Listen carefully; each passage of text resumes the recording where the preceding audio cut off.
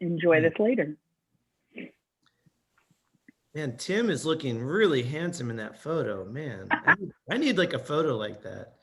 Just throw up online. Awesome. Andrew, what are you drinking? There's Mr. Bikey. Andrew, you are muted.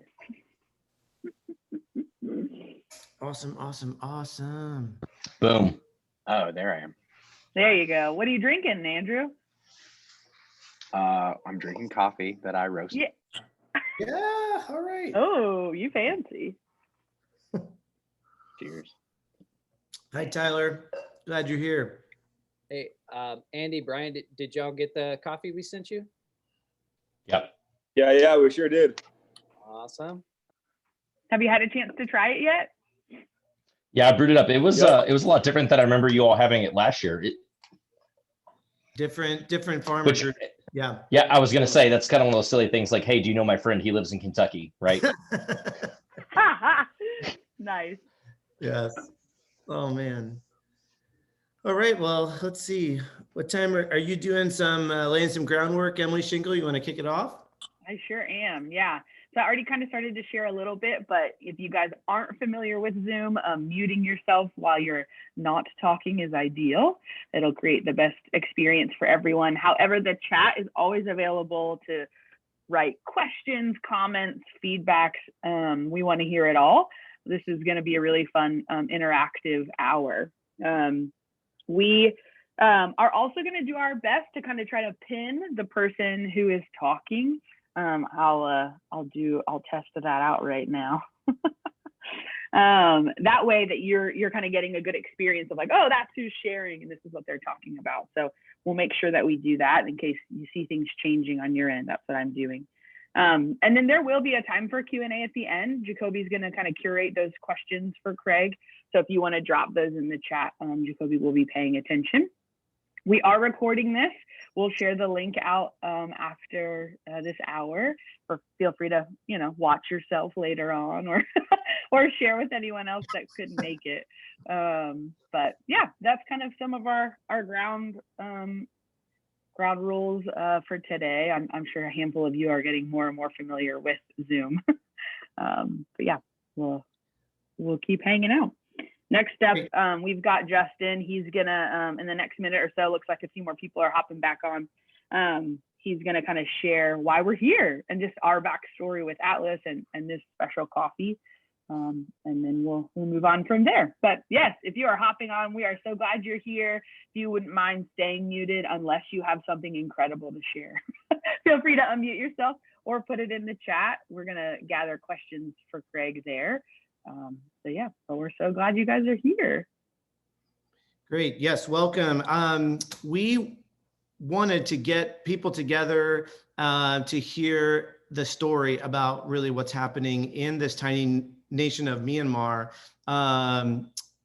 with coffee especially. And back in 2017, we purchased our first lot of coffee from the Al Chung community through Atlas. I think it was the first year they were offering coffee from that tiny nation. And they kind of threw out to all their roasters, hey, like we're trying to do something in Myanmar that would be potentially transformative for some of these communities. It was a nation that we had never had coffee from before. And so we got some samples and really honestly fell in love with it. So I kind of looked back, we've had coffee every year since then from either the Al Chung community, which is what we've got here this year, and then also another one called Tet Kone. But as part of just us exploring coffees and continuing to expand what we're doing, we have wanted to also get into some of these emerging markets, whether it's Yunnan, whether it's Myanmar, like find some coffees that people haven't heard of or maybe never had before and be able to introduce them to them. So that's kind of just the backstory, really. We just wanted to create an opportunity for Craig to tell what we think is a really amazing and compelling story, and also shows the power that doing coffee with a mindset of making it viable for everyone can become transformative in communities. And so that's at our heart, something that's important. So that's why we're here. Thanks for joining us.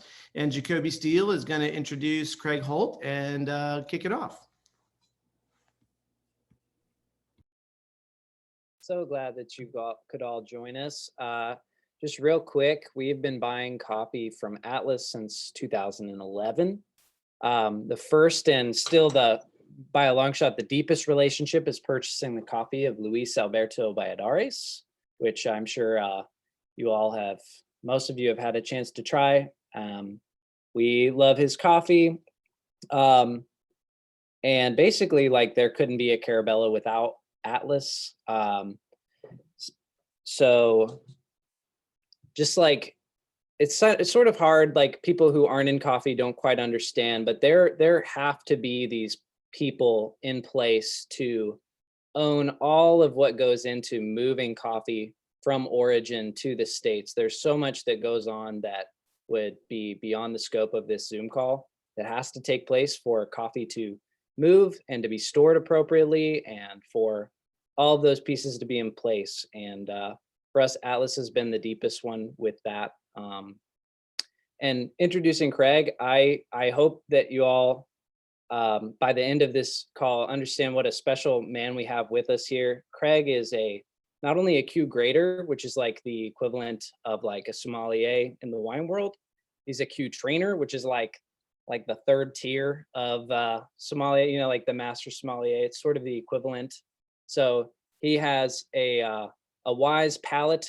He is able to and actively does participate in judging. He helps with auctions, like when people are auctioning their coffee, he's cupping it for quality and calibration. He is the chairman of the board of trustees for the Coffee Quality Institute, which is a huge deal in the specialty coffee world. They do a ton of amazing work behind the scenes. He is the master Jedi of all coffee. That is right. Yes. And it's a privilege that he's here with us today. Really want you to understand this is like one of like the core guys for us that kind of has moved our coffee story along. If you've ever had Tres Fincas or Signature Blend, he is kind of the primary guide to walking through and tasting through, like, what do you want your signature blend to look like? He sat down with Justin and Emily back in, I think, 2012 or so, and helped them figure out what a signature blend looked like and what kind of coffees would work in those slots. And it still exists today, and it's one of our best sellers. So Craig is responsible for Tres Fincas, which is awesome. And then last but not least, I mean, Craig has a passion for emerging origin.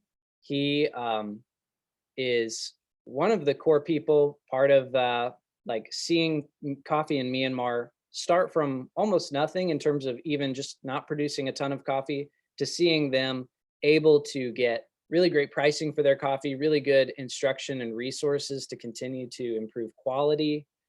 He's just one of the few people, and especially the ones who would ever be able to kind of break down the stories that he's going to share with us today. So we're really excited to have him. Without further ado. All right, it's my turn to play the trumpet now. Well, thank you for the kind introduction and for having me on here today. I will start sharing my screen in a moment. Good Christ, I'm big. My face suddenly became the biggest one on the screen, so that's alarming and disorienting. But you know, I started Atlas in 1998 with the idea that coffee didn't have to be a zero-sum game. You know, sort of the legacy of colonialism in coffee was that, you know, the folks on our side of the water were trying to gain most of the value from coffee on the hard work of the producers. And it just seemed to me that coffee had an opportunity to be something that built community on a global basis. And, you know, I call it a respect-based business. The idea that what is good for me is equally good for the people selling to me, buying from me, working with me at Atlas. And, honestly, what we're talking about today, connecting folks like Carabello to communities like the ones I work with in Shan State in Myanmar, this is why I got into this stuff. Like, this is my happy place. So it's really exciting to see this kind of thing come together, and to see, even as remote as we all are in these strange times, to be able to come together, at least online, and see your smiling penny-sized faces in front of me, talking about a wonderful place, is tremendous for me, and I'm very thankful to be here. So appreciation to all of you for coming to this cyber place to meet. Now I'm going to share my screen, and we're going to see if that works.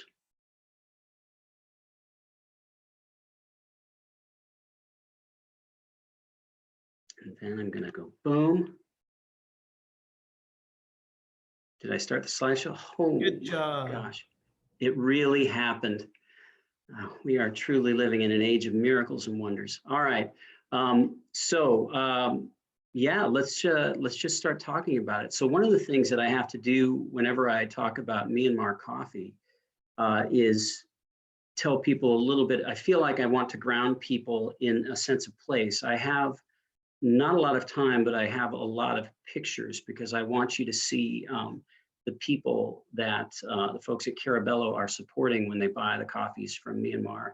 This picture here that I'm starting with is totally indicative of the experience that I often have in Myanmar. This was in Tet Kon during the first trip that I went over there. And people in Myanmar, in Shan State, where we do most of our work in Myanmar, are some of the most enjoyable people to work with. They not only are incredibly professional, remarkably diligent, and really fast learners when it comes to improving the quality of their coffee. They're a lot of fun. I mean, we have a great time when we go over there. So Myanmar has pretty quickly become one of my favorite places in the world to work. So where is it? Myanmar, you can see here regionally where it is, between Thailand and Bangladesh, bordering Laos and China as well. Used to be called Burma. And actually, Myanmar was a British colony. And in 1885, the British actually brought coffee to Myanmar. And the British colonial times in Myanmar were not greatly appreciated by the folks of Burma. And so after the British left after World War II, Myanmar wanted to separate itself from its colonized past, I should say, and change the name to Myanmar. So you hear people there, technically Myanmar is the more modern name, but you hear people there say Burma or Myanmar. And Myanmar is a place where ethnic minority groups have long gotten a really they've been through a lot of terrible things in Myanmar. And for that reason, I've had people say, well, we shouldn't be buying coffee from Myanmar because you're supporting the government. But my approach to this is that I'm actually trying to support, in the case of the coffees that we buy out of Myanmar, we're supporting Danu and Pa'o ethnic minority groups. And these are people, in the dry zone in Shan State without a lot of economic opportunity. And, when we buy this coffee, we're not supporting the Myanmar government, we are supporting the people who grow the coffee. And just generally speaking, when I'm traveling around the world, if I was to only buy coffee from places where the government was innocent, I don't know where I'd buy coffee. And so, our focus is making sure that we're working with people who, can benefit from the kinds of relationships that we like to establish between growers and companies like Carabello, and make sure that they really are getting the rewards for their own hard work. And, by creating economic opportunity for people, you sow the seeds of positive change. in a country. And it's a small thing. I realize that. I know that Atlas and you know, we're a tick on the elephant's ass in terms of the global coffee community, but you know, we do what we can do to move the needle in the right direction. And in the case of, you know, the folks we're working with in Shan State, there really has been a groundswell of interest in supporting the coffee business there that has been fantastic of the folks in this region. So more specifically, just to, now that we know where Myanmar is in the world, you can see the different coffee growing regions. We work primarily in Shan State, almost exclusively in Shan State, with just a little bit of coffee out of Mandalay.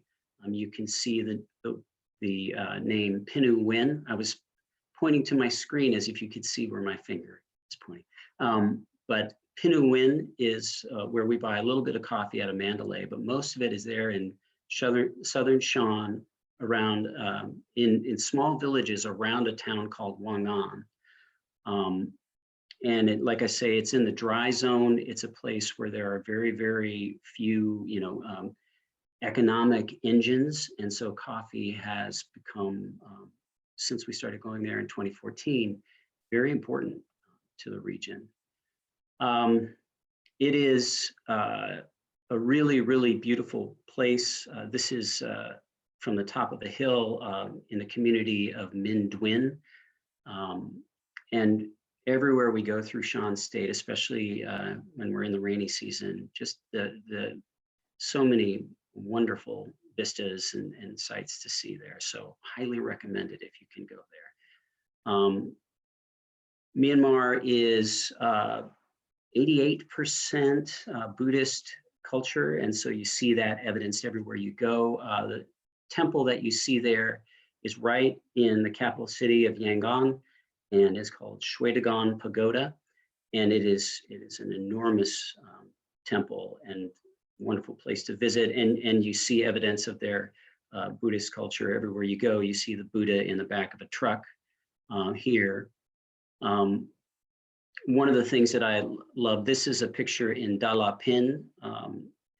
That I actually posted this on social media yesterday. The folks that we work with in Myanmar, they have the best meeting snacks, I think, of anywhere I go in the world. I have to be careful not to eat breakfast before a day of meetings going around to the villages because they will feed me until I'm ready to go, ready to just explode.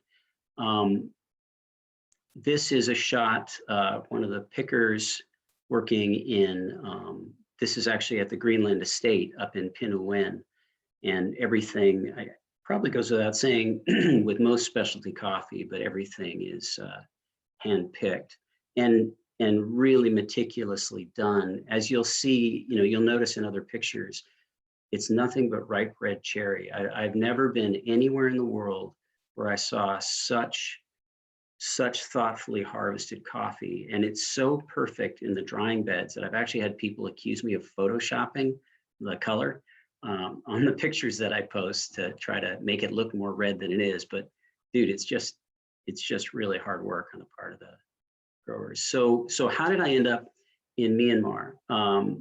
So I was there as part of a USAID funded project to create economic opportunity for people in Shan State and other regions, with the specific goal of helping them avoid working in illicit crops. So that picture from Minh Duyen that I showed you, Minh Duyen was a place that produced a lot of heroin in the past, and that whole region was part of the Golden Triangle. And so, you know, in trying to move people away from illicit crops, you kind of have to give them something else to work on. And so coffee was one of the solutions. And so I first went there in 2014, and at that time, all of the coffee that went out of that region, basically, none of it was what we in the States would have called specialty grade coffee. And most of it went out on what they called the informal market, which is to say it was smuggled across borders, would go into China, would go into Thailand. And the growers had no say in the value of their coffee.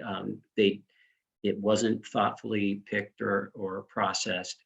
And the results were, the result was that it just wasn't a very valuable crop. But USAID ID went in and did some tremendous training for the growers, helped them with the infrastructure specifically as it related to building African drying beds, helped them understand, sort of the cause and effect of their work, and taught them how to cup. And so it was a remarkable thing, as I touched on earlier, not just in the sense that they were offering this education. I've participated in these kinds of projects as part of my work with CQI all over the world for quite a few years. And I don't think I've ever seen a number of groups of coffee producers take the information they were given, absorb it so quickly, and then improve on it the way folks in Myanmar did. So that was in 2014.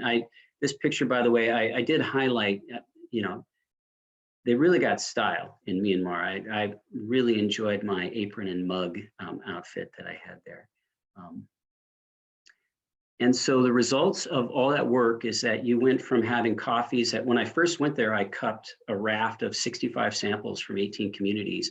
And I think the average score that first year was of these just untouched samples was something like 72 on the SCA scale. These days, our average score for the Myanmar naturals that we cup is an 86. And that is a remarkable turnaround. And that turnaround happened between the first training and the next crop. So within 1 year, you had this massive increase in the scores that they had, which is how you get specialty prices for coffee. They improved their productivity significantly as part of the agronomic training that they got from the USAID project. And they got much, much higher prices and better access to international markets.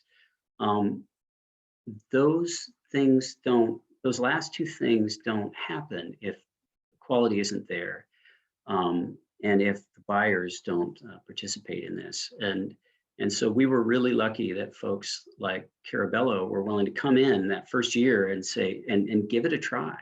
It wasn't like consumers were crying out for more coffee from Burma. Most of the consumers I talked to, they didn't know where it was, and they certainly never tasted great coffee from there.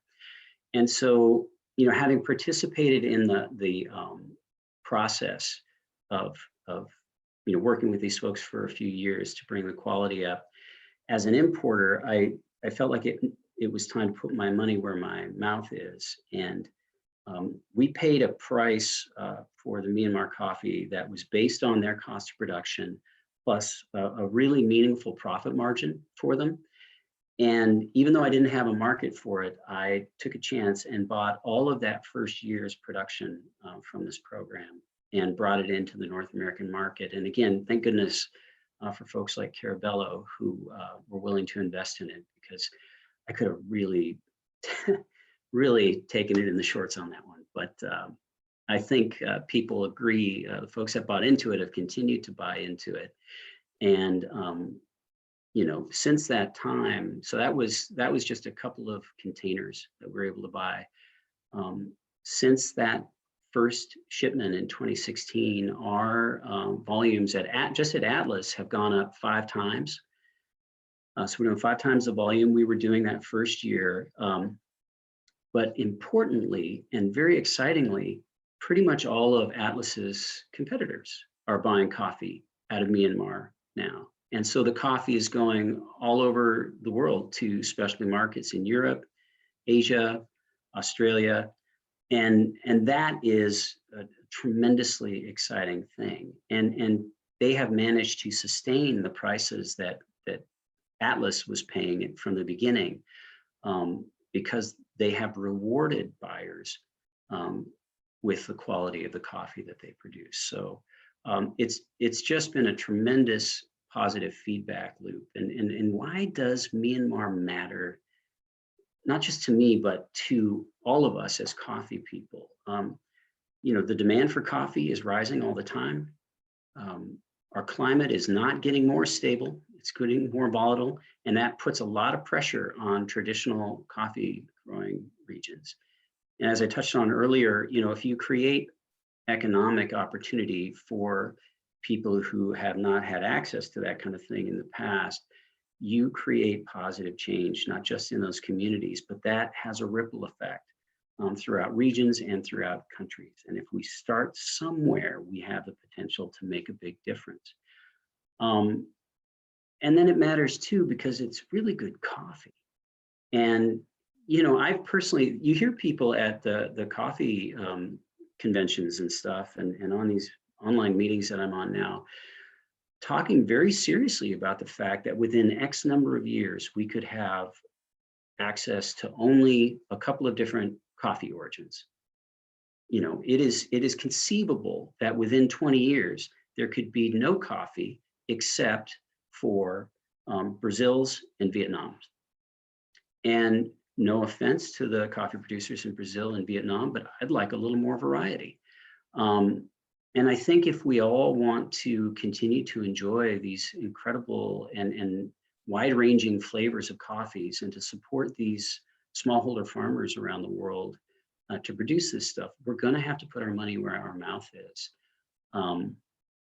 And places like Myanmar allow us to do that. You know, we need to expand our sense of what is a great coffee origin. So, you know, you touched earlier, Justin, on Yunnan coffees, and we're working there as well. Atlas has been really busy in places like the DR Congo.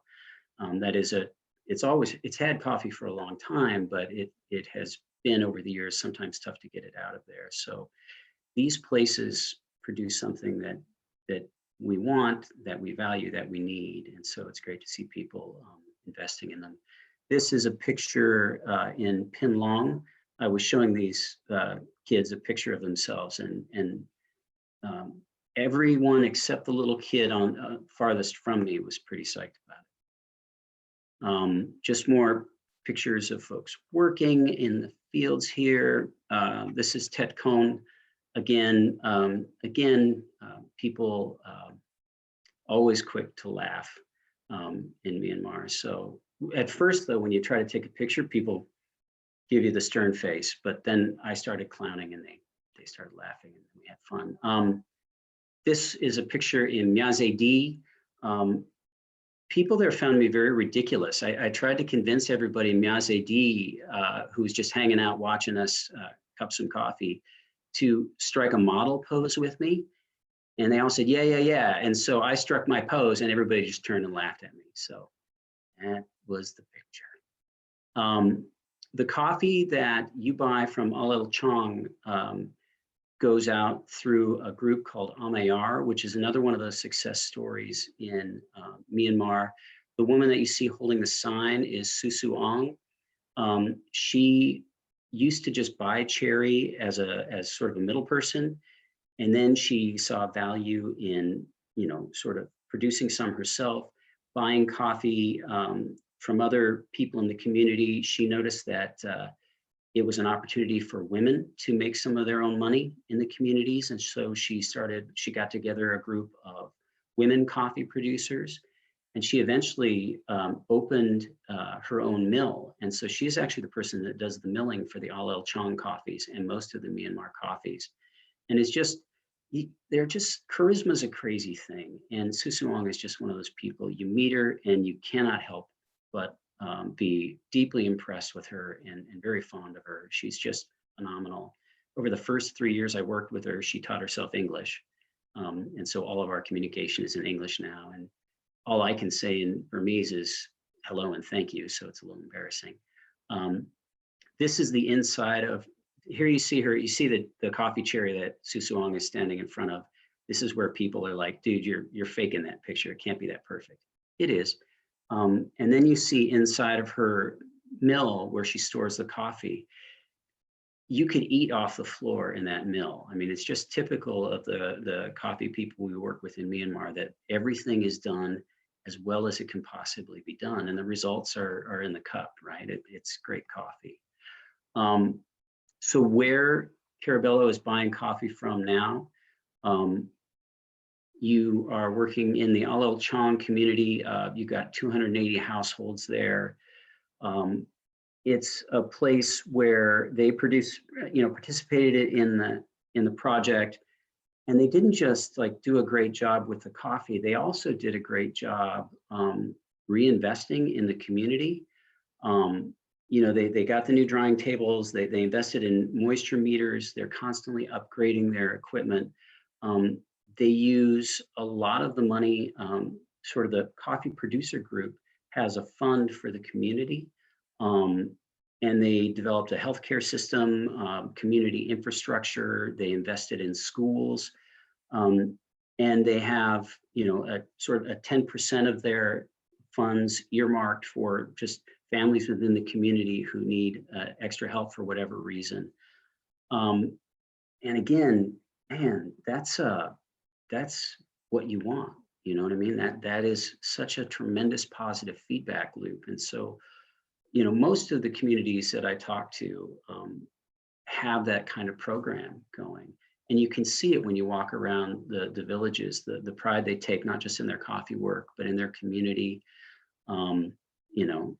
So hear people hand sorting the coffee for defect. I've never been in a place where they have so many passes through just sorting the coffee. And even when you're walking past, this is before it goes on the drying tables.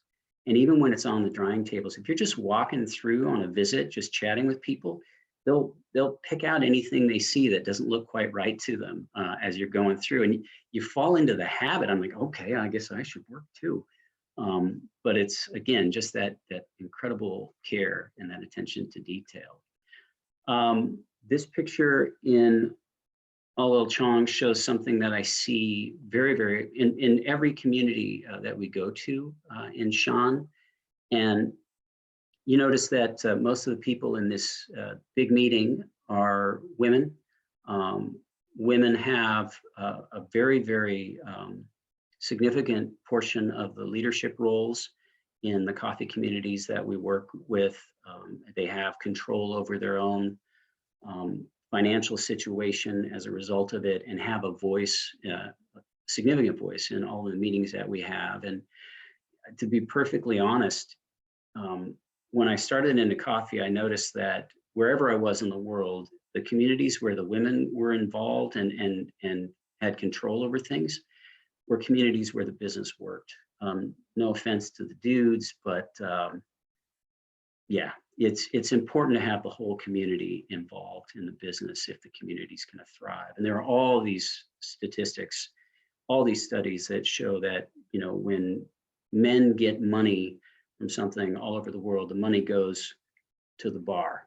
And when the women get the money goes to the household and to the community. So, sort of gender equity in the coffee business to me has always just seemed like common sense. And in Myanmar, it clearly just seemed like common sense to them too. It wasn't some program to get equal representation. It was folks in the community just coming to that naturally. And the other exciting thing about Myanmar is that you have a lot of young people involved in coffee. The average age of coffee producers around the world, they say, is 55. It's probably more like 62. But in Myanmar, in Shan State, lots and lots of young people. The producer organization in the region, which is called Shui Tong Tu, I don't think there's anyone in the top 4 leadership positions that's over 30. And again, future of coffee, hot diggity. So it's great stuff. Again, sorting cherry and Al El Chong, they just go over it and over it and over it. One of the things that contributes, by the way, to this great, bright, sunny flavor profile that you get, which is really exceptional for a natural, a lot of like grapefruit and cranberry and stuff. It's the fact that it's very, very hot and dry there. It's called the dry zone for a reason. And so the coffees, they layer it really carefully. They've done a ton of different studies, but when they dry it, it dries pretty quickly. And so you get a lot of citric acid as well as the tartaric thing, and you get less of those kind of funky, gamey notes that you sometimes get out of slower drying naturals.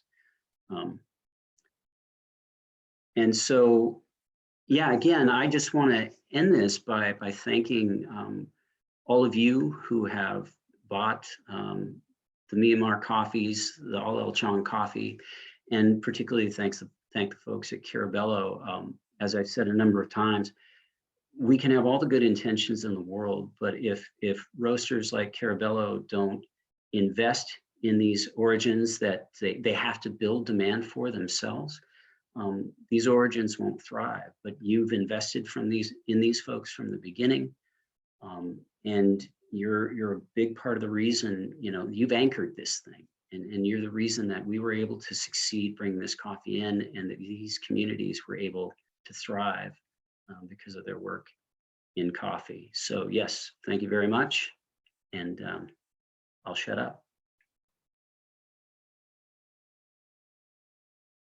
Yay, thank you so much, Craig. That's amazing. Wow, a ton there. I'm so touched by seeing all these photos and hearing all this. We're gonna get into a Q&A time. There are a number of roasters on this call, and we tried as best we could to send samples out and at least leverage the relationships we have with coffee roasting friends. And so we just, if any of you out there, I know I saw Quill's on here, and Enderley Coffee in Charlotte, and Coda out in Denver and Arizona, and some others. If you guys haven't yet thought about Myanmar as an origin, definitely please reach out to Craig and the folks at Atlas. We can't say enough good things about the coffees we've brought in. And honestly, our customer base has responded incredibly favorably to them, even though it's a place that they're not used to thinking about coffee. It's been a great opportunity for us to start that conversation. So Craig, before we get into taking other questions, I wanted to kick off the Q&A time. So if you have a question, everybody, please put it in the chat. Or if you want to say like, hey, I've got a question, we can, you can unmute yourself at that time. I'll call you out. But could you explain a little bit more, talk a little bit more about why we are in jeopardy in the world of ending up with coffee from only Brazil and Vietnam in 20 years? I just want to make sure everybody understands what the science behind that is, and why people are beginning to talk that way.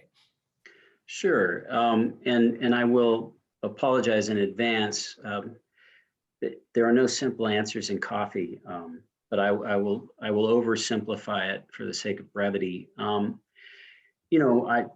One of the significant factors is obviously climate volatility, and the difficulty of trying to produce the crop year in, year out on a consistent basis. But one of the huge factors is that coffee as a commodity does not reward the specialty coffee producers right now. Globally, you've got a very small handful, Brazil, Colombia, Vietnam, of origins that produce the lion's share of the coffee every year, with Brazil being far and away number one. You can produce 65 million bags out of a total of 140 million that might be produced in a given year out of one country. And Brazil is all mechanized. And so there's very low labor cost, and they just pump the fertilizer in, and they're extremely efficient in how much coffee they get out of the fields. And so I actually sat in on a presentation where the topic was why Brazil can produce coffee at any market level and make a profit. And so, as a commodity, coffee's supply and demand balance is good, and that means there's plenty of supply given the demand that's out there, and that pushes the commodity price low. But that commodity price plays only a tiny role in the prices that you pay for specialty coffee. And yet, specialty coffee producers who have to do a lot of work and have a lot of overhead to produce the quality that they do, their price in almost all cases is pinned to the commodity price. And so there's a point where why would you continue producing coffee? If you never know if you're going to make money, the commodity price just keeps hammering you down. Your cost of production keeps going up. Years ago, Jesus, 16 years ago, I was in Costa Rica and I was lamenting the disappearance of the Tres Rios region. And a coffee grower said to me, look at it this way.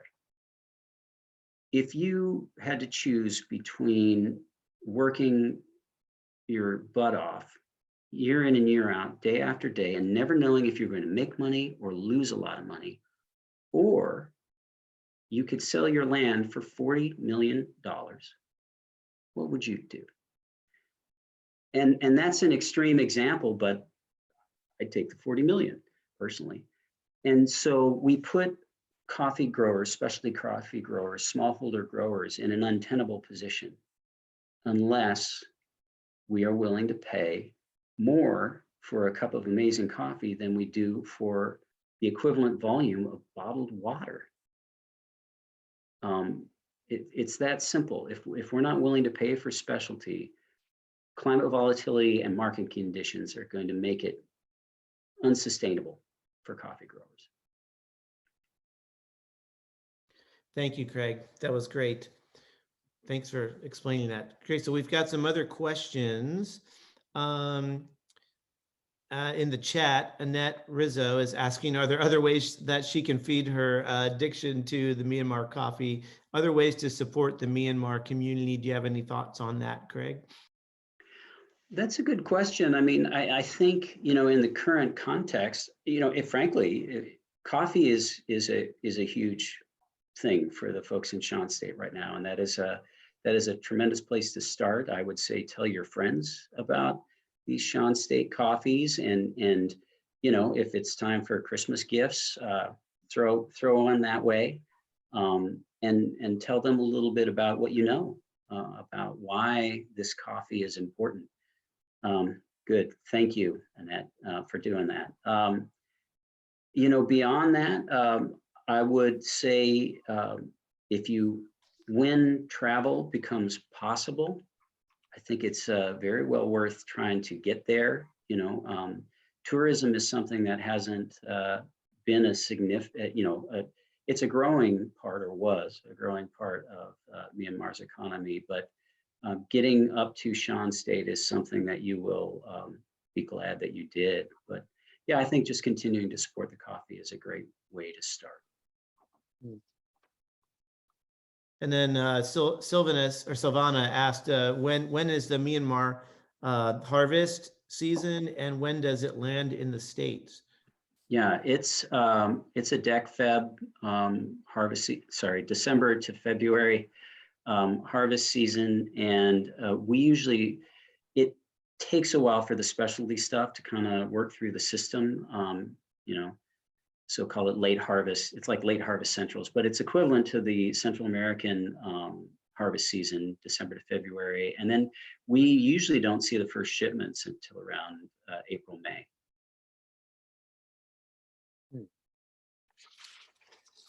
Craig, you had mentioned that, and somebody had thrown in a question that made me think about this.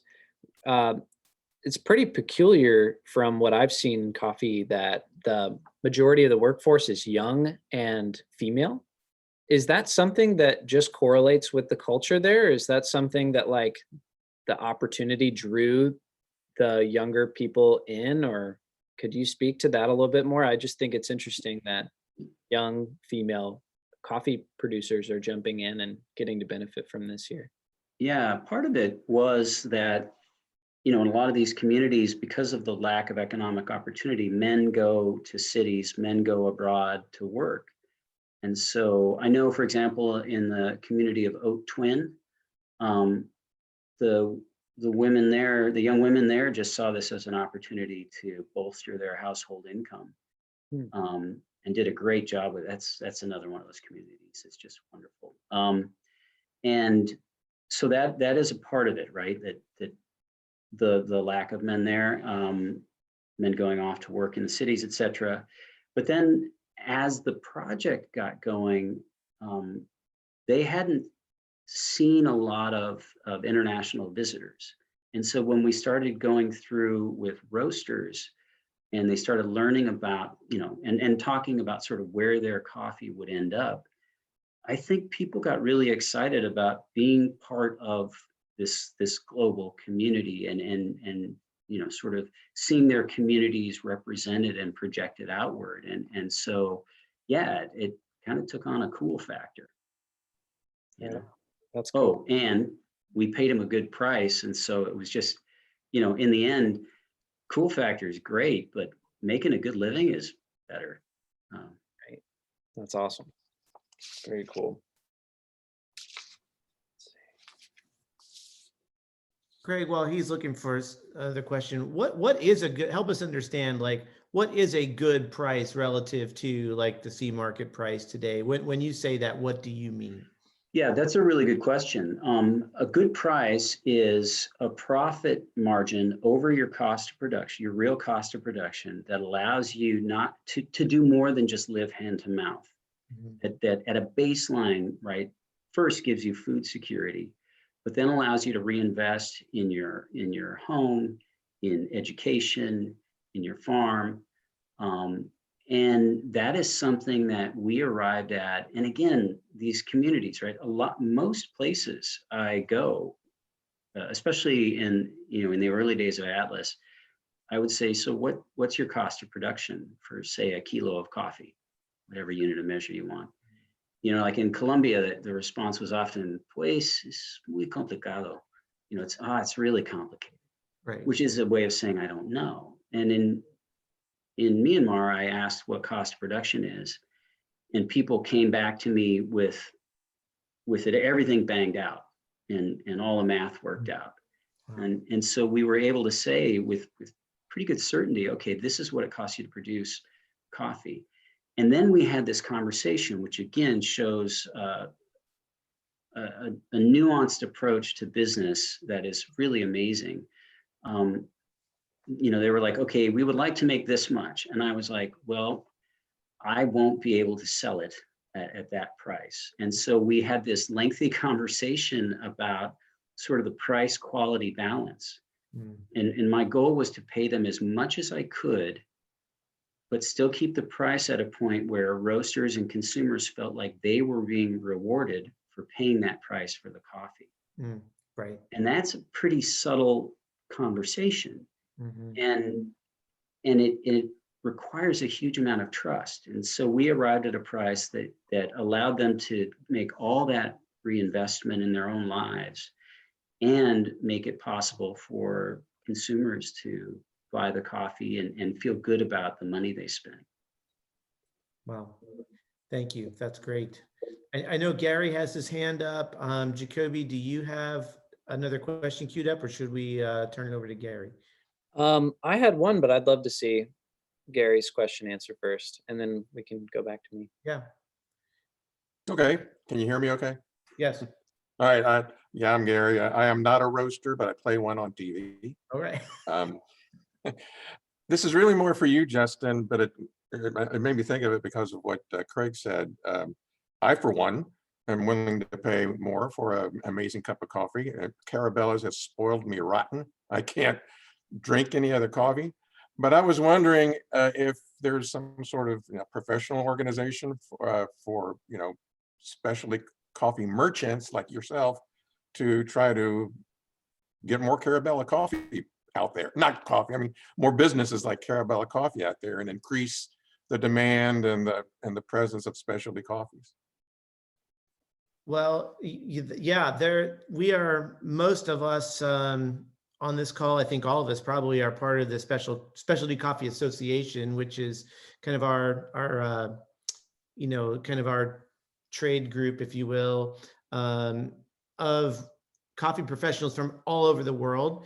Roasters, baristas, suppliers, producers, logistics companies, machine manufacturers. I think we're all, we're all endeavoring to grow market share in our respective, markets, cities, towns, and that's happening at different rates of speed in different parts of the country. And I think ultimately what we're all trying to do is probably exactly what happened with you, which is at some point you came in contact with a better version of coffee than you had experienced before. and you said, hey, you know what, this is a little bit more expensive, but I don't want to go backwards. I want to drink this. And I'm willing to pay for it. And so we're all in the process, honestly, of just working our butts off to convince people that coffee is, we should be paying the prices of coffee that we're paying for craft beer, that we're maybe even paying for a decent glass of wine. It's just a process. It's going to take a long time, but we're working on it. Thanks for asking that. I don't know how great of an answer that was, but That was fine. Thanks a lot. Yeah, Thanks a lot. appreciate your support.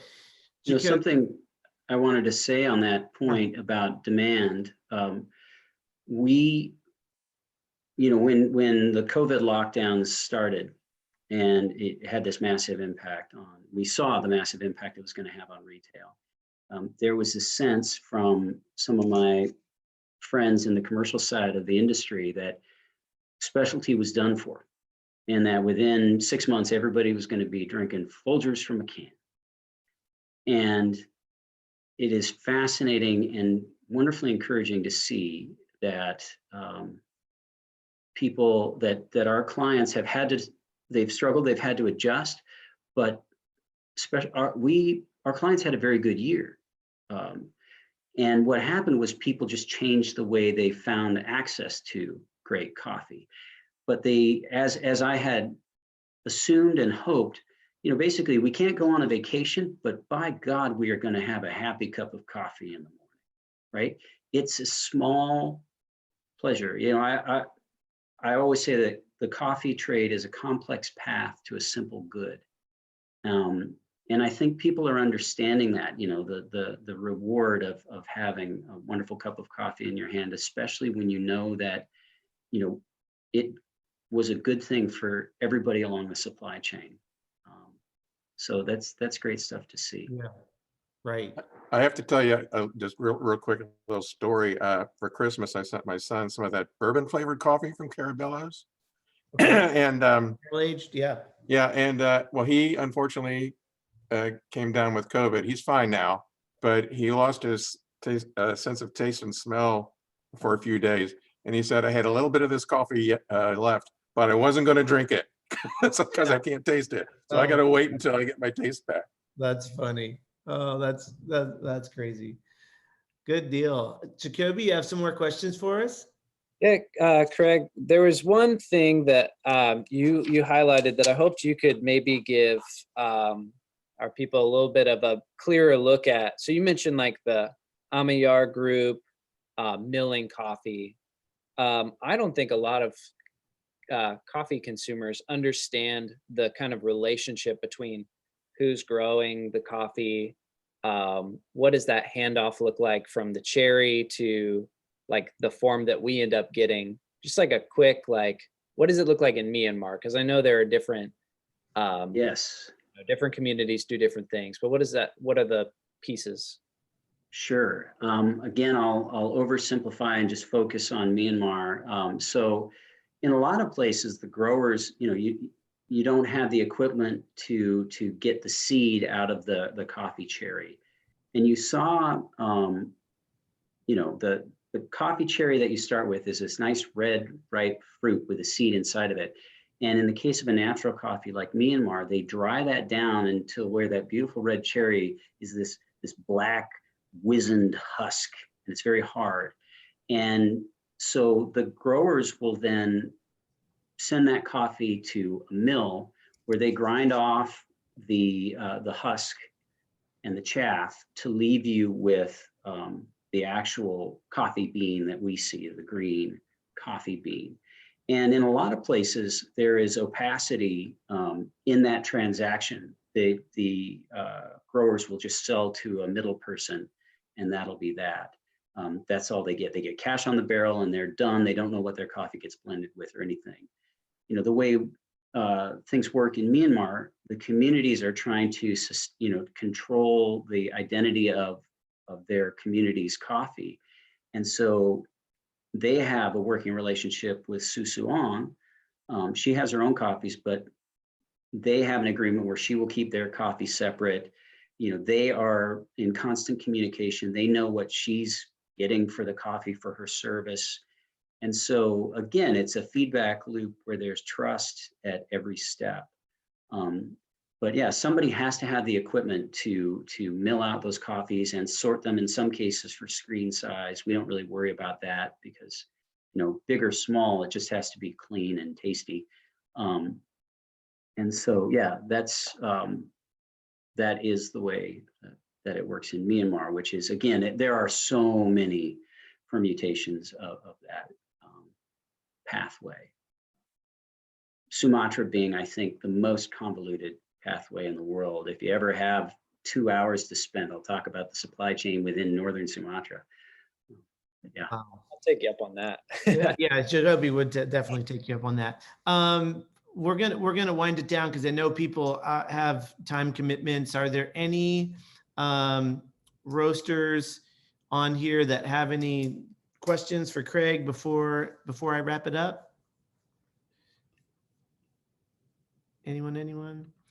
And while I'm just waiting and giving pause, if any of you want to, send some of the Myanmar coffee that we're roasting right now to a friend or just grab some, we're going to do for this weekend only through Sunday night, like a 20% off code just on our website. That the word Myanmar, if you type into the discount code when you check out, you'll get 20% off. So if you want to share it with other folks or something like that, just want to give you a little bit of a discount there.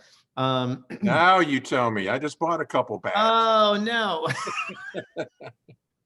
We'll help you. We'll help you out, Gary. Tim asks, what's the total production out of Myanmar?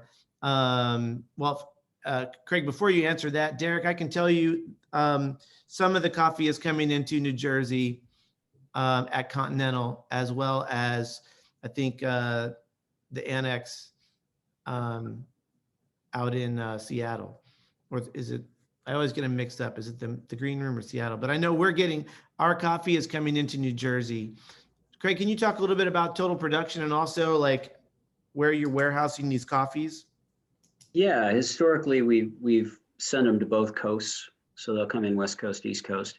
The numbers in Myanmar are a little blurry. There's a high degree of blurosity there. But I've heard it's anywhere from 300 to 450 containers, depends on who I talk to, which is tiny. How many Tiny. pounds in a container? 38,000 pounds a container. Yeah. Wow. But again, so much of it goes, slips across the borders to China and more to Yunnan and to Thailand as well. So. Right, and comes in under those countries' names or goes somewhere under those countries' names. Which happens all over the world. I mean, borders are more porous than you think. It happens all over Central America. A lot of Uganda coffee slips into Kenya. Yeah, when Guatemala has a really bad year for production, Honduras, it's hard to find coffee there. You know, so yeah. I don't mean to sound cynical. It's just a fact of it. No, it is a fact. Wonderful. Well, thank you so much, Craig. Oh, David, you have a question? Well, really, I just want to make a comment. First of all, Craig, you did a great job. So thank you for sharing this and to the Carabellos and the gang for making it happen. If I'm remembering correctly, my wife and I go to the Valentine event every year. And I think last year you had the Myanmar as an offering there. And I had a bag of that at home and loved it so much that even going in an event where I could have gotten something a little different, I chose the Myanmar coffee for my drink. It was just that good. So wow. I'm glad you have made that a possibility and expanded our coffee palette. So thank you. Yeah, you're welcome, David. We love you. I love you guys. Love you too. That's great. Yeah, thank you so much. I just want to make sure if there's anybody else who had like a burning question, I'll sneak it in. But otherwise, I definitely want to respect your time. Craig, it's been an honor. Thank you so much for taking the time to join us. This really fills my heart just hearing about all this and the people. And you know, it means the world to Emily and I that when we were still very, very tiny and had a dream in our heart, came out to Seattle and you spent a day with us, and you gave us a lot of hope that we were headed in the right direction. And it's been great to grow along with you guys, and just love your philosophy and the way that you handle your business, the way that you support your producers all over the world. It's really wonderful to have partners like you. So thank you for what you're doing. Keep going. Don't stop. And to everyone who joined us, thank you so much. It's just a little opportunity to pull back the curtain and get a little bit more of a peek into this world of coffee. So thanks for joining us, all you roasters, all you just friends of ours, customers. We love you. And Emily, I'm just gonna turn it over to you. You can just like pretty much end the recording, and you don't have to all like jump off, but if you gotta go, you gotta go, and I get it. So have a great day. Yeah, this was awesome. Okay.